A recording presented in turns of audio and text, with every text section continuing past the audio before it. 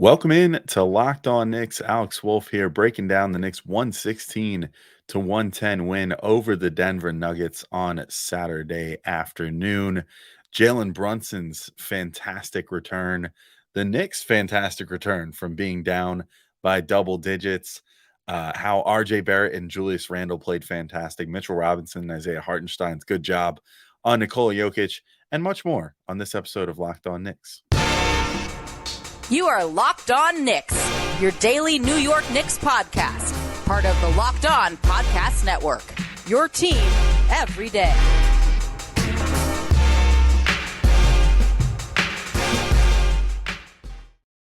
All right, welcome in to Locked On Knicks. Today's episode is brought to you by PrizePicks. First-time users can receive a 100% instant deposit match up to $100 with promo code Locked On. That's PrizePicks.com, promo code Locked On. And I want to thank you guys for making Locked On Knicks your first listen today and every day, whether you're checking us out on your favorite podcast platform or taking in the sights and sounds on YouTube. I appreciate you making us a part of your daily routine. And of course, if you haven't already yet, be sure to hit subscribe on YouTube or subscribe on your favorite podcast app and hit the notification bell or the auto download function so you never miss an episode. We are here 5 times a week for you guys, so plenty of episodes to catch up on at all times. I'm Alex Wolf. I'm editor-in-chief of Knicks site The Strickland, which you can find at thestrick.land. And I'm, as I said, breaking down the Knicks 116-110 win over the Nuggets. And what a win this was, and what a win to see in person. I had the pleasure of going to see this game in person. Shout out Chase Bridge. Front row of that section is certainly an experience. I always love sitting there. It was a really enjoyable way to take in the game, and just an awesome one to see. I mean, the Garden is just in such a playoff atmosphere every game right now. The Brunson and Mitch lob at the end, I think, is about as loud as I have heard the Garden in an in-person game that I've been to since, like, man, 2012-13 Shumpert's putback dunk against the Pacers, maybe. I mean, it's been a while since I heard it get that loud. The whole place erupted on that final lob at the end. But a quick summary of the game, since we've been doing that again, giving you guys a quick rundown of what happened in case you weren't able to see the game over the weekend. Though if you have the ability to, I would certainly suggest checking it out somewhere or another. Find somewhere online or like on demand it or something. But the Knicks went up by double digits in the first quarter of this game thanks to Jalen Brunson's 16 points in that quarter. He was amazing to start this game, which I'll get into in just a second, but looked like he didn't skip a beat. Then things kind of stagnated in the second quarter. The Knicks end up losing that lead. They end up trailing by 5 at the half. Brunson had pretty much gone ice cold. He shot 1 of 8 in the second and third quarters combined. And then the Knicks fell behind themselves by 13 points in the third quarter. But every Knick that played in the fourth quarter came up huge. They shot 10 of 15 overall. They didn't make a 3 in the fourth and shot 9 of 32, which is 28% for the game overall. But they hammered the Nuggets inside. RJ and Julius both had big moments down the stretch, as well as Brunson. Just a really super well-balanced team effort. The big three all had 20-plus points. 5 players had double-figure points. And every player that touched the floor scored at least 5 in this game. True team effort in the greatest sense of the word. And just a lovely, lovely game from your New York Knicks, taking down one of the top teams in the West, and a potential candidate to make the finals out of the West this year. So amazing turnaround when they had every opportunity to not turn around. I think this is definitely this is one of those games that the Knicks might have lost in the past, especially when the threes started falling for Denver. Like, as I was watching this in person, the Knicks were going up and Brunson was playing well, but I kept thinking to myself, like, man, the Nuggets were not shooting super well from 3 to start. And Brunson was going so crazy that I was like, if these two things stop happening, then the Knicks might be in trouble. And then all of a sudden, the Nuggets started making their threes and Brunson cooled off. And then, the Nuggets really kind of took command going into that third quarter. And I was sitting there and I was like, I believe in this team to make this comeback because I've seen it before, but also, like, I feel like there's every opportunity right now for them to lose this game. It's a matinee. They're arguably over rested. They hadn't had a game in like 4 days prior to that game, and yet they made it work. They like made this comeback, even though Jamal Murray was going off, and every single shot that he made just felt like such a backbreaker because it was like you kind of were hoping you could play the averages and that he would just miss one eventually. And yet he just kept making them and making them and making them. And it was not great. But you could just see that this team kind of knows what to do in that situation at this point. Like, okay, we're down double digits, but we know that we can do this. Like, let's just tighten up the D a bit. Let's compartmentalize. Let's, string together a stop. Okay, you got your stop. Now go get a bucket. Okay, you got your bucket. Now go get another stop. Okay, cool. You got the stop. Okay, now go get another bucket. Okay, got the bucket. And all of a sudden, these big leads from other teams just kind of get chiseled and chiseled and chiseled over the course of about like 5 to 10 minutes of game time. And then the Knicks always find themselves right back in these games. So this was just the latest in a long line.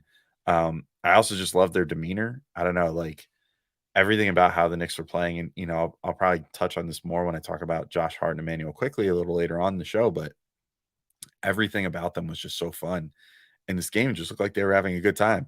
I mean, I can even remember at one point, like Josh Hart got called for like a loose ball foul or like a reach in or whatever they wound up calling it on Nikola Jokic because they got kind of tangled up, and Hart came out of it and he was clearly upset with the call, and yet was just like smiling, walking down the floor, just being like, I think the Knicks understood that they sort of got under the Nuggets' skin in this game, and it paid off big time. They just the way that they were playing, the exuberance they were playing with, really, I think, kind of took the Nuggets off guard when they were up by like 13. Then the Knicks were still kind of like dancing around, acting happy, and you know, kind of nonplussed at the whole situation.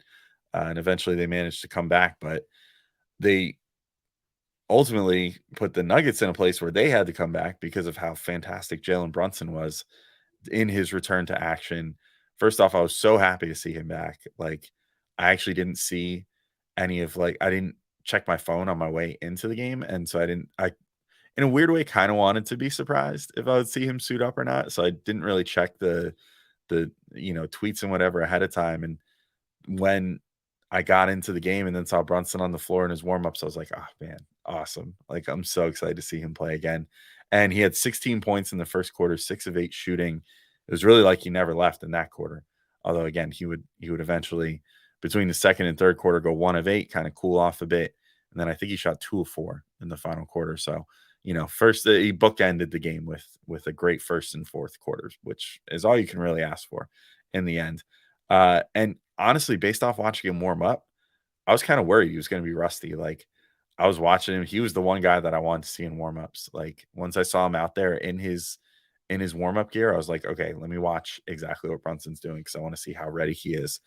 And things were looking a little rough. Like, he was taking a lot of mid range, his little like mid range, pivot pull ups, and he was taking like just like free throws and like spot up corner threes and spot up elbow threes and all the shots that you normally see him take during the game, and just didn't look super promising. He was making like 1 out of every 5 or so on some of the threes he was taking, and the free throws even seemed like they were a struggle for him. And then he was kind of taking like free throw range like pull ups, and those weren't looking super great. And I was like, oh man, I hope this isn't going to be like a 3 for 15, Jalen Brunson return. That would be like a real bummer to get to see him come back. And yet then he came out in the first quarter, and I guess the warmups didn't really matter. It's just proof positive that eventually shooters just come around because he looked fantastic. I mean, he looked so nimble. He was getting to all of his spots and just making everything that he took. He was insane. Making threes, making layups, making little floaters, making a mid-range shot. Like, just everything was picture perfect from him, and it was so fun to see in person. Like, just see him cook. He's truly one of the most impressive players to watch in person, I feel like, just because you can really see there's something about when you're watching in person, it like the scope of the players becomes so much more real for some reason. And to just see this guy who's like 6 foot nothing, just consistently get whatever he wants, despite not being overly athletic either, like just through pure craft is just so fun to see when you're there watching him in the game. So I would definitely recommend going in person at some point if you haven't already. But yeah, I mean, it's just one of those games. I thought that his consistent 3-point shooting was critical as well. He and Grimes were like pretty much the only two guys who could get anything going from 3-point range in this game. They were 5 of 10 between the two of them. The rest of the team was 4 of 22. So the 3-point shooting, especially early on in the case of Brunson, was so critical. And it was like really what the Knicks needed to build that cushion initially. So that way, when they took the punch from the Nuggets, they didn't go down by too much and then were able to come back later on. So what a return for Brunson. He was absolutely fantastic. So I got more guys to talk about, though, obviously. RJ Barrett really came through, I thought, in this game. Julius Randle, I don't know if necessarily had his best game, but I thought he was very solid. Quentin Grimes is finding the range again from three, which is great to see if you're a Knicks fan. But I do have to remind you guys real quick that today's show is brought to you by PrizePicks. And I don't know if you guys have played PrizePicks yet, but it is my new favorite daily fantasy game. I love it so much more than the old ones that I used to play, where they had those convoluted systems where you had to like build a roster of, using like X number of dollars, and you had like your little like salary cap or whatever. And don't get me wrong, I love salary cap games as long as they're not like basically almost rigged in favor of a bunch of people that have algorithms to tell them, what players are the best buys and all this other stuff, and allow you to make 800 entries and this, that, the other. Just those old daily fantasy games were not fun. This is where Prize Picks comes in. Their game is really fun. It lets you do entries where it's just you versus a computer, and you don't have to worry about all these professionals that you're playing against. You can just go back to having fun playing the games that you want to play. And I find it to be so easy. You just pick 2 to 6 players, and if they score more or less than their Prize Picks projection, you win up to 25 times your money on any entry. You're not competing against other people. It's just you versus the projections available. And they have projections on so many sports, like the NBA, NFL, MLB, NHL, PGA, college football, men's college basketball, women's college basketball, soccer, the WNBA, esports, NASCAR, tennis, MMA, boxing, disc golf, Euro basketball, cricket, and more.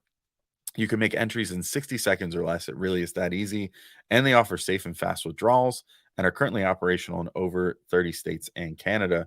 One of the most fun parts, too, is you can make multi-sport entries. So if you want to, put like Immanuel Quickley over 2.5 3-pointers and uh, I don't know, Francisco Lindor over 2.5 hits once baseball season starts. You could do that in a single Prize Picks entry and kind of merge your fandoms, which is pretty cool. So download the Prize Picks app or go to prizepicks.com to sign up and play daily fantasy sports. First time users can receive a 100% instant deposit match up to $100 with promo code locked on. And if you deposit $100, Prize Picks will give you $100. If you deposit $50, Prize Picks will give you $50. So don't forget to enter promo code locked on at sign up for an instant deposit match up to $100 with Prize Picks. All right, and I'm back to continue talking through this game. So I want to talk about RJ Barrett next. I thought RJ was probably my second most valuable player in this game after Brunson, just kind of by default, because Brunson came in, leads the team in scoring in his first game back from injury, has that amazing first quarter. Kind of hard not to make him the player of the game. But if I was going to pick the most consistent player of the game, I would probably pick RJ, which seems kind of crazy to think about, right? Like he didn't make a three, and yet had 21 points in this game and shot. I didn't write this down for some reason, but I believe shot 8 of 13 in this game. But feel free to call me out on that in the YouTube comments if I got that wrong. Something like that, though. He shot very well. Let's put it that way.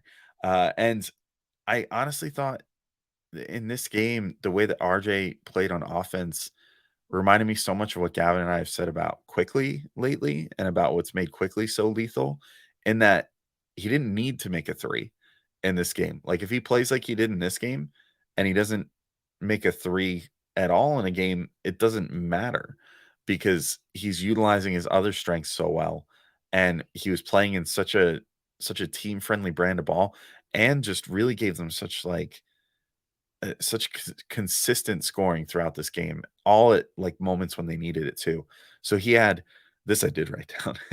He had 6 points in the first quarter, 4 points in the second quarter, 6 points in the third quarter, and 5 points in the fourth quarter for a grand total of 21. And I really just thought that he came through with these huge layups when the Knicks were in need. Like he only seemed to hit shots at the big moments in this game, and I'll say the same thing for Immanuel Quickley in a minute too. Like, and I guess Julius Randle as well. Like a lot of Knicks just had their moments in this game, where the Nuggets just kept kind of coming back for more, and the Knicks were like, "Well, okay, well we've got a guy that can do something to like drive a stake into your heart here," and so like he uh, got the Knicks within 10 in the third quarter. Then he got them up 5 late in the fourth quarter, and then helped them take the lead again, 106-105 even later in the fourth quarter after Michael Porter Jr. had made what could have been sort of a breaking three for the Nuggets against the Knicks prior to that. So I just loved everything that RJ did in this game. I even thought he played pretty good defense. Um, like he had some pretty good D on Aaron Gordon in the third quarter, and for sure forced to travel. And I'll take a moment to briefly nitpick one of my least favorite moments of the game, that the refs decided that Aaron Gordon taking like 6 steps was totally fine in that particular instance. So RJ got robbed of what should have been a forced turnover there by making Gordon take at least 1 extra step, but I think probably at least 2. I was like super mad about that. And so was Tibbs, apparently. Tibbs got a tech for that one for arguing about Aaron Gordon clearly traveling and not getting called for it and then getting a bucket off of it.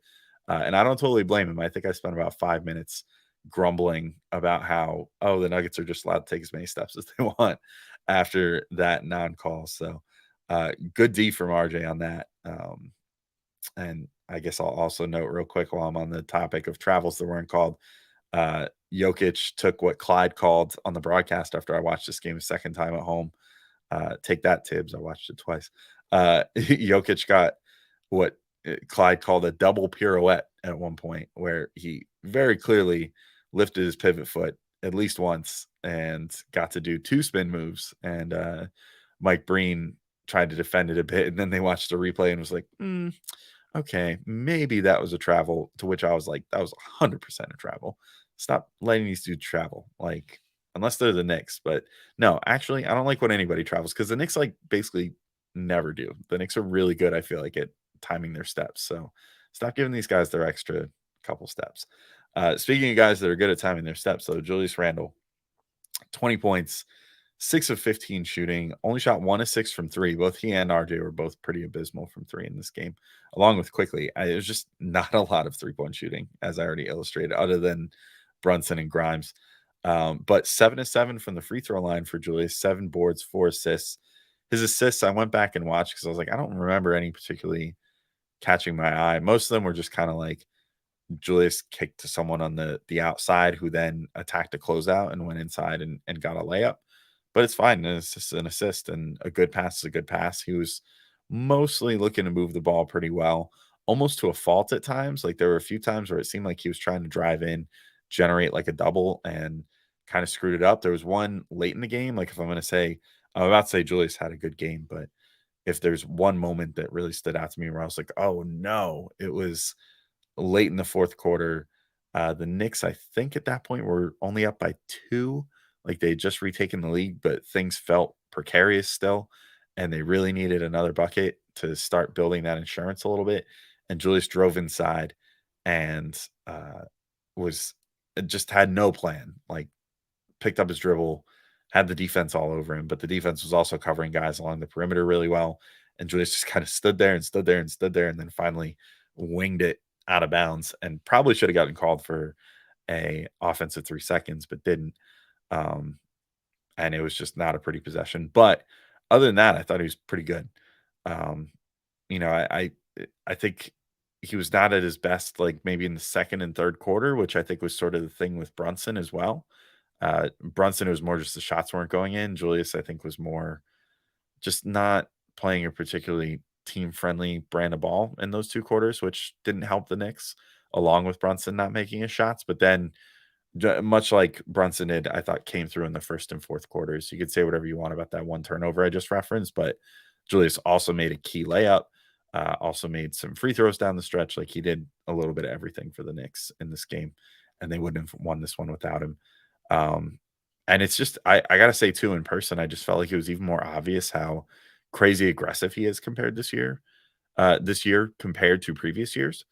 And I will say, for the fact that I didn't think all of his assists were particularly uh, eye popping. He did have one really nice assist to Grimes in transition for three during the comeback after he drew basically the whole Nuggets team into him and kicked it out to Grimes, who, by the way, shot 3 of 5 from three. Grimes had 9 points and was a team high plus 15.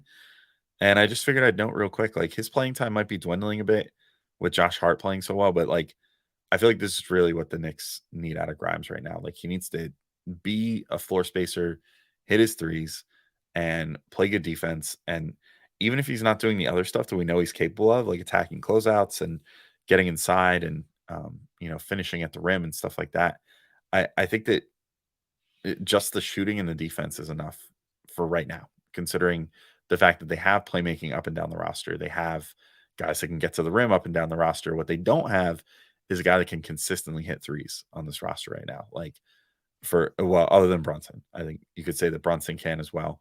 But like Quickley has his off nights. RJ has his off nights. Julius definitely has his off nights. Like they need someone that can just come in and consistently hit like 40% other than Jalen Brunson, and particularly from a standstill. And I think Grimes is that guy. Hart has also been that guy since he got to the Knicks, but we know just from Hart's career that that's not necessarily likely to hold up unless he's really turning a corner shooting the three since he got to the Knicks, which maybe that's the case. But I think that for Grimes, this is definitely what the Knicks need out of him. In the next segment, I want to get into the centers. I think they actually did a pretty good job on Jokic. Can also get into Immanuel Quickley, who didn't have his best game but was clutch, and Josh Hart, who contributed some really good minutes as well, and even a little Obi Toppin, who unfortunately had a botched dunk that was not super aesthetically pleasing, or not a botched dunk, but a botched pass that could have easily been a dunk, which is never fun to watch as a fan. But first, I just got to remind you guys, today's show is brought to you by the all-new Nissan Aria, and I also get the opportunity to award, I want to say, my second Nissan's most electric player of the week in the last 7 days. So I'm going to call this the most electric player of the weekend, brought to you by the all-new, all-electric 2023 Nissan Aria. And my player of the weekend, who else could it be? Jalen Brunson. It's got to be Jalen Brunson. Comes back from his absence with that sore foot. You know, you might even say that he had like a sore wheel engine. I don't know. But he came back and was just brilliantly fierce coming back onto the court, getting back from that injury. Was attacking the hoop and was just fiercely elegant with the way that he would get all the way in there, and stunningly powerful as he always is. You know, he's got a compact frame, but he really gets inside and finishes well. And he's just absolutely elegantly powerful. And if it sounds a bit like I'm describing a car, maybe it's because I'm relating Jalen Brunson to the new 2023 Nissan Aria, which delivers on duality, has a combination of fierceness and elegance, and is beautiful but strong, and is the perfect SUV crossover. Jalen Brunson has a few perfect crossovers as well. He had a real nice one in this game where he crossed somebody up and hit a nice mid-range shot. So the 2023 Nissan Aria packs pin you to your seat power and premium intelligence all in one EV. The all-new, all-electric 2023 Nissan Aria, the EV for people who love to drive. Shop now at nissanusa.com. And today's show is also brought to you by Built Bar. And if you don't know the Built Bar story at this point, I don't know what to tell you. How have you not been listening to the show? But what you might not know is that the Built March Madness bracket is here. We know you have a favorite bar or puff, and now's your time to make it count. So go to builtmarchmadness.com to vote for your favorites. You guys know what I'll be voting for. I'm not flip-flopping. I'm not going to waffle on this. I might love a lot of flavors of Built Bar, but there's one flavor that has always been there for me from the start. That's coconut almond. So I think you guys should vote for coconut almond as well. And if you want the Knicks to win, you'll be voting for that bar too. Support your team, support your bar or puff. I don't know what the correlation is there, but do it. Vote for coconut almond and the Knicks will win. I promise. Ever since I've been saying it, the Knicks haven't lost. So that's something to consider here. Since I've been telling you guys to vote for coconut almond, the Knicks have not lost. So definitely go do it again. And when you vote for your favorite bar or puff, you'll be entered in a drawing where 50 lucky Locked On listeners will get a free box of Built. Not only that, but one Locked On fan will win a 12-month subscription to Built to have Built's best bars or puffs delivered monthly straight to your door. It's a pretty sweet deal because they have a lot of great flavors coming out all the time. You got to try Built. Built is the best protein bar ever. They are really amazing. You won't even think they're good for you, despite the fact that they are, because they taste just like a candy bar. But the good news is that they are high in protein, about 17 grams per bar, and low in sugar and calories, and covered in 100% real chocolate. So much good going for Built bars, man. So run to builtmarchmadness.com right now to vote for your favorite bar or puff and pick up a box while you're there. You can vote every day in March, so hop in and support your pick. Again, vote coconut almond if you want the Knicks to win. I don't know what else to tell you because they've been winning since I've been saying coconut almond, so go for it. All right, and I'm back to finish talking about this game. The Knicks win once again. May as well just hammer it home, 116 to 110. What a comeback victory. What a close to this game. One of the most electric endings to a game at the Garden that I can remember in person. Having been to, I feel like I've been to a lot of like blowouts one way or the other, like the Knicks get blown out or they do the blowing out. Been to some exciting games though, but this is definitely one of the most exciting. This one's going to stick in my brain for a long time. And a lot of that was thanks to the two centers who I think did really well, Mitchell Robinson and Isaiah Hartenstein. I'll talk about Mitch first. He had 8 points, 9 boards, and a steal. The steal came at an absolutely critical moment of the game. He stripped Jokic, tied at 108, and the Knicks, of course, would go on a 8-2 run from there on out. So really helped shift the momentum. He also had one block, and it was his first game after his little rant on social media. And I put in my notes here, this is why the Knicks shouldn't have any more 4-day breaks because, it gives all these things time to stew. Just let them be on the court more often and less time on social media and stuff. That'll be so much better. And look, should Mitch have been bugging out on social media? No, he definitely should not. It's not a good look. It's not a good look for him or for the team or for anyone involved. But I will say this is exactly the kind of like grab your lunch pail and just go to work kind of effort that I wanted to see from him after that. And he also gave an explanation and apology. He's apparently expecting a child, which I totally didn't know. So congrats to Mitch on that. And stress has been getting to him a little bit. That's fine. Totally cool. Water under the bridge if he keeps playing like this because I thought he had a really good game. He was fantastic on the offensive glass as usually at 7 offensive rebounds. But I think most impressively ended with 3 assists. And I think for a guy that was just on, what was it, Snapchat that he was using to complain or Instagram or whatever, it was just on whatever social media platform of choice complaining about his role and not getting enough offensive touches and stuff. I thought that he was very smart about not forcing things after getting those offensive rebounds. He was not like being overly aggressive, trying to attack like 2 defenders that he had just gotten the rebound over to try to, get a putback 2 points or whatever. He was keeping his eyes up and looking out to the perimeter. And, he found some of his assists that way by just being like, okay, offensive rebound, things are covered here. Let me look outside and see who's free and see if I can get, generate something out there. And managed to get, I didn't look at all 3 of his assists, but I know that at least one of them was a great kick out that I even noted like in my head while I was watching it at the Garden. Like that was great. That was a great play by Mitch to not force that up. Contrary to the guy next to me that was going like grumbling about like, oh, Mitch, you got to go up with it. Then he passed out. And I think it was either Brunson or Grimes. It had to have been one of those two because they're like the only two who could hit a three in the game. One of them hits a three, and then the guy was like, "Oh, all right, fine. I guess that was okay." Yeah, I think so too.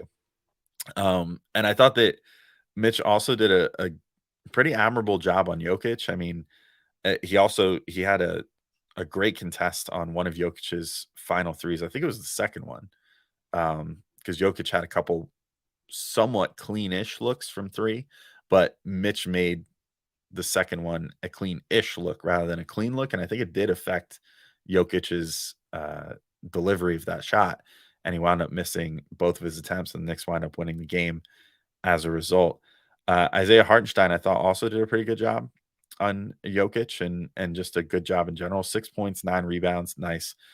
2 steals and 1 block, and he created a couple steals himself too, including another strip of Jokic early on. I thought these guys just did a really good job of keeping active hands, keeping Jokic somewhat uncomfortable as much as you can with a guy who's, uh, possibly about to be a 3-time MVP coming up the next few weeks. Um, Pretty solid work by them. And I thought this game was pretty tough to say which of Hartenstein or Mitch had the better game, which I think pretty much says to me that this is exactly how you want this combo to exist. You want them both to be providing solid minutes, roughly the same stuff, and going out there and just kind of doing what you need out of that center spot for 48 minutes between the two of them. Not what I would have imagined I would have wanted from Hartenstein earlier in the year, but based off the fact that Tibbs doesn't seem interested in using Hartenstein in a different way than Mitch, I'm glad that there's at least like he offers like sort of a carbon copy, of what Mitch offers now to a degree. Um, on the note of Jokic though, like he really is a joy to watch, I gotta say. Even if he does get away with murder sometimes, he got away with the travel and whatever else. Like it's pretty cool. It's pretty cool watching a potential 3-time MVP play in person and just watch him in general, even if it's on TV. Like he's a pretty special player. So it was cool seeing him. And he really just, I mean, sometimes Mitch and Hardenstein would defend as well as you possibly could, and Jokic just somehow makes like a flat-footed layup that looks like it has no business going in, and yet just does because he just has such good touch. So props to him, man. He's such a good player. A couple last Knicks to note here.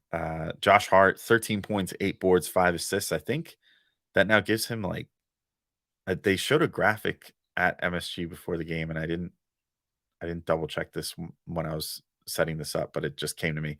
He's had 8 or more rebounds, and I think it's like 8 straight games now or something, or 9 straight games, which is now the best streak of his career.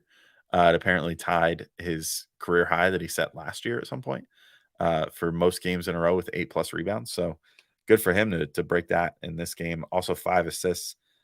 He was just a dynamo. His transition dunk was one of the most electric moments of this game. That was so fun when he just got that steal, got the breakaway, and threw down the on the run two-hander, and then kind of hung on by his one hand for an extra second while he let his momentum carry him back. It was just that was such a fun moment. And my main thing, if I was just going to make like one note generalizing about him lately, I love that he could just like bring the ball down the floor and initiate now, even if he's not necessarily running an action, if he's just kind of literally bringing the ball down and like setting himself up on the right side of the floor, so that way Immanuel Quickley can start on the left side or Jalen Brunson can start on the left side and come over, get the ball going downhill already on a quick pass from Hart. Like it's very nice to have a guy that's just competent enough to bring the ball down and set things up like that. And then, I mean, obviously, he's been averaging, I feel like, very close to like a triple double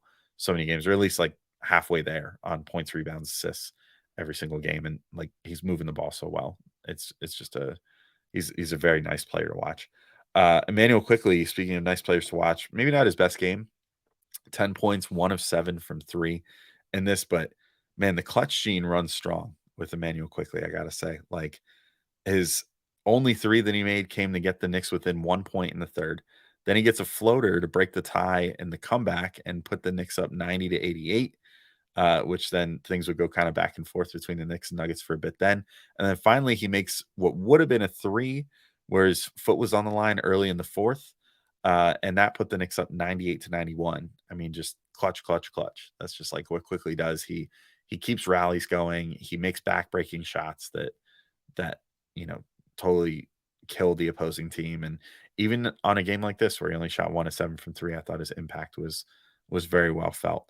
And he was one of the guys too. Like him and Josh Hart both were just they were just beaming through this whole game. I mean, every time they did something, they would show them on the Garden Jumbotron. They were, and I saw this on the TV replay as well. They were just like smiling like crazy the whole game. They were both just so happy.